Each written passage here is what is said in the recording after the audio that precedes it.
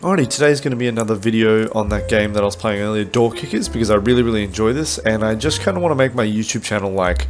Right now I just don't really feel like playing much BattleBit, and I don't want to make videos on it and kind of pretend I do. I'm still making a BattleBit video, I'm actually making 2 or 3, but I just can't be filling up my days with BattleBit videos, you know what I mean? I actually want to be doing something else and talking about a game that I think could help a lot more players, and that's this game. So, we're back in, we've got Pintea and Gloria again.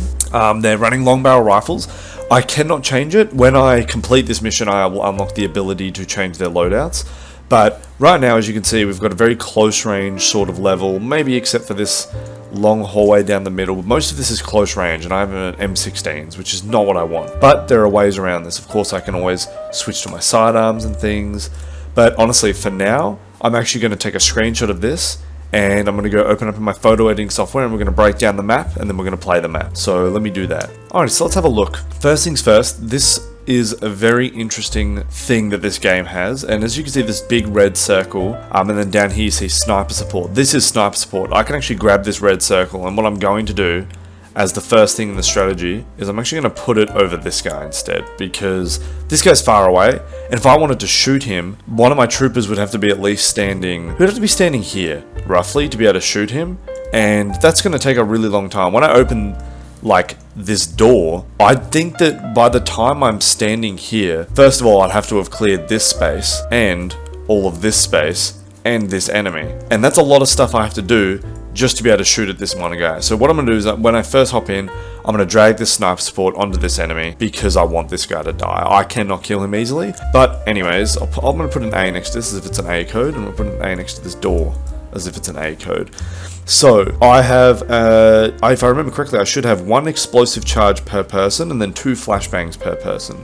Let's reset this plan. Let's get one of them here and one of them here. The one near the door to throw a flashbang, which I will do a blue circle. That'll cover like this area, and that'll come from him. Then my top guy will flood in off of that and hold the hallway, and this bottom guy will flood in off of that and hold this door. So we're going to hold this door and this hallway, and that'll be the first room taken. Flashbang the whole area, walk in, boom. If there's enemies that are up close, I think we're alright, because we're going to be clearing out all the enemies in this blue circle with the flashbang. I can get my yellow guy actually to first walk like this and pie the door and just be aiming at the door the whole time. So what we want to do is he clears the door, wraps back around and moves in. That's what I'll do. That sounds like a good strategy. Alright, then we're all good. Then if we have an enemy here, he's going to try to walk into the door and die. And if there's enemies in the blue circle, they'll die due to the flashbang and me shooting them. Alright, I think this is a good strategy for clearing out this first room and holding the hallway. Next thing I'm going to do is I'm now going to hide this plan so it doesn't muck up my view, is I'm now going to clear out these 2 sort of rooms. Let me create a new layer so I can draw on. We're going to clear out these 2 rooms here. And the way I'm going to do that is I'm going to have a guy stand here and open up the door. And honestly, then what he's going to do when he opens the door, he's going to stand back to get the advantage, because remember, the person furthest from a corner has the advantage. So he's going to stand back, go as far back as he can, and he's going to peek and check if this door is closed. If this door is open, everything will change. And if it's closed, that's a good sign. Because if it's closed, he can go, alright, and he can move back in, switch to his pistol, hold an angle on here, and just pie the inside of this room to clear it. But if this door back here is open, we're going to need flashbangs, and at that point I'll change up my strategy. So let's say this door is open, right? Let's make this blue, and it's open. This door is completely opened. We can see clean through it. What I'm then going to do is have my bottom guy here post up and aim at the door, and have this other guy come in and clear from the top. And what he's going to do is he's going to walk in, open the door, and he's going to stand back and aim in, only looking about this square of the room, and he's going to hold that. This yellow guy is going to be holding an angle, so if the enemy goes, oh, the door opened, and he tries to run away, he'll walk into my view. But if he tries to walk out the door, he's walking into a disadvantage, and he's walking into an angle being held. In BattleBit, if you were this guy in BattleBit, you don't want to hold an angle. Instead, you would open this door and you would jump in with a C4. In this game, there's no peekers advantage, so I wouldn't do that. In BattleBit, if an enemy ran out on you, you would die if you were holding this angle. So in BattleBit, do not do this. Instead, you would jump in and throw a C4. But in Door Kickers, we're going to wait, and we're going to let the situation settle a little bit. Let any enemies who feel like walking either direction, do that, and then die. But yeah, and that'll be the plan. And then when we finally want to clear, the same exact time, they're going to walk in together and clear the room. I don't think they'll need a flashbang. I actually don't think they'll need a flashbang. I think they'll be fine. Reason being, there's no waist high cover anywhere for anybody to hide on or to get an advantage from. I mean, with two teammates coming in from both sides. I think that is an inherent advantage in itself. This room, honestly, is so small. But here's the thing.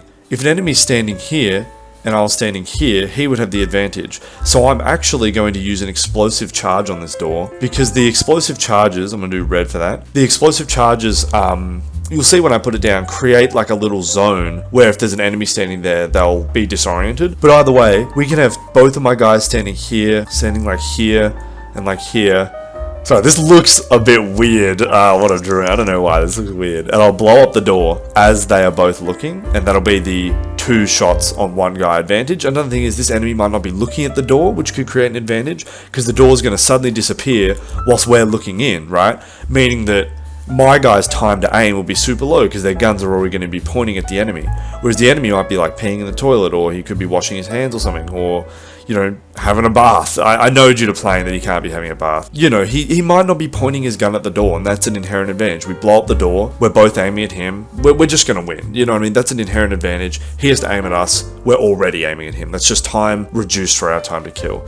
I've talked about that in my BattleBit fundamentals video about, you know, creating situations where your time to kill is short, and this is a good way. This is like almost like a real life thing where you want to get enemies who aren't prepared, because then you can take them out before they can do anything to you. So that's how we're going to clear this room with an explosive charge, pretty much no matter what. Like I'm probably, that's the decision I'm going to make no matter what. This room is interesting because this is one of those situations where, just like how in this plan, I'm going to have my guy post up here aiming down the hallway, right? Waiting for enemies to walk out of these rooms in case they want to. He's just going to be holding the hallway. I might even get him to post up on this corner, in fact, to have a bit more cover, but you know, this is just a general guideline. This is to stop enemies flooding out of rooms. This final room here, an enemy could be in this closet, and I actually feel bad saying this. I didn't want any situations like this, but this is the truth. I've played this game a lot. An enemy will be in here and he will flood out. But either way, when you first play, when you enter this room, you want one of your guns to be pointing at this door, because an enemy could definitely be running out of here. So we need to create a situation where we have a huge advantage in this room, because I want one of my guns to be pointing at the door. So because this door exists, I'm probably going to use a flashbang to help neutralize this room. I will not use it to clear out certain areas. Like for instance, when I open up this door, I can have one of my troops standing back here aiming through the doors. Most likely I'll instead have him standing here, in fact. And that can clear out this and this. Like this sort of rectangle of vision can be clear. So I won't use a flashbang here. I'm going to use the flashbang to clear everything but that, which will be like here. I don't want my guy to be standing, what I'll show now. I don't want my guy to be standing here aiming deep, because of the hole. He'll be closer to the corner than the enemies. He'll have a mad disadvantage. He'll be aiming an entire room that could be full of enemies. Where instead, if I aim like this in this small yellow rectangle I've made, there's the possibility of one enemy or 2 enemies total. And they will be in a direct line from each other, so he won't be able to shoot through his teammate to hit me. And, as I said earlier, I might even stand back here to get a huge advantage. I might even choose to do that. We'll see how I feel during the mission. Now, this flashbang will need to be going off as we clear the room. So what I'm going to do is I'm going to have one guy holding this angle, the deep angle, and then I'm probably going to get the second person to stand here and actually throw that flashbang. And then walk in, clear the room, aim back, and then this guy's going to walk in and he's going to hold a really long wide angle on the entire room. Now I think that in real life that'd be a terrible thing to do, but when a flashbang is going off, I'm going to have 2 guns pointing. I want my damage to be slowly ticking all the enemies down to dead, but I want this person who's holding the angle, when they walk in, to just be able to stand here and aim at the door. That's pretty much what I want them to do. So yeah, this is the strategy as a whole. This is the general guidelines I'm going to try to follow, but of course the mission something might happen that I didn't think of. Right now I'm trying to play in a way that thinks of everything, but I might not have thought of everything here. So this is going to be tough with M16s, but let's give it a go anyways. Let's get into the game. Let's get this plan going. So first things first, Pintea is going to stand back a little bit. I'm going to get Gloria close to the door. On A, she's going to throw a flashbang about here, will do. And then Pintea on A will come across and aim down here. And he will pie the whole way over, and he'll stay here until there's no enemies. And then he'll walk over like this. First things first as well, we're going to move the sniper to the guy at the back, like I said I was going to. Then off of alpha code, First of all, she's going to switch her weapon right now. I wanted to have her pistol out because she's actually going to clear the close angle about here. And Pintea is going to be the one to aim far. So we're going to wait until second alpha code and we'll tell her manually when to do that. Alright, let's have a look. So we're going to blow this up. We're going to shoot this guy. Make sure he's aiming here. Alrighty. Close angle good. And she's going to switch to looking there. Cool. Alrighty. Let's get her posted up on that door now and we'll keep Pintea holding the hallway. So I think we're going to slow open this. And then we're going to stand all the way back here. That door is shut. That is good news. That means we can clear this smaller room on our own. Alright, let's do this. Let's let her clear it out. Alright, that's all clear. Now she's going to move up here. Pintea is also going to move up now. Get her to change her mags in case. I know she was only down to 10, but still. Alrighty. Pintea, you switch your thing too. You switch to your sidearms. This is a close angle. Now we wanted to pinch this at the same time. I'm going to get him to open. And then stand back a bit, like I said I was going to. Same with Gloria. And then stand back just a little bit. She's only going to have a little bit of that. So now an enemy could be here or here. This is getting very good for our troopers. So I'm actually going to do a BattleBit strat. I'm going to peek and unpeek. Like that. And then she's going to kind of do that.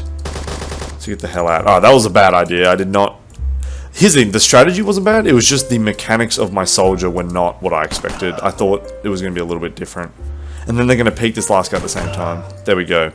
Yeah, I definitely made a mistake there. As you could all probably tell, I did not want to get tagged. I should have made her peek a little bit less wide. Because in BattleBit, right, if you go wide, like super duper wide, it doesn't really matter because you can just jump back.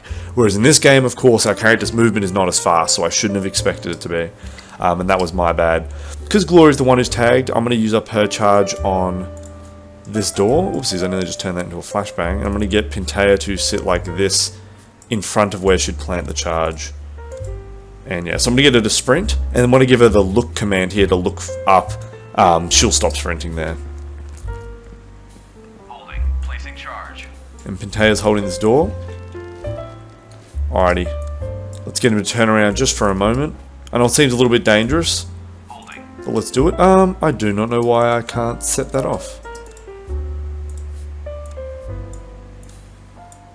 Super weird. There we go. He's going to turn around and hold the door, and she's going to walk in because it looks all clear. Alright, cool. I'm going to put the sniper over here.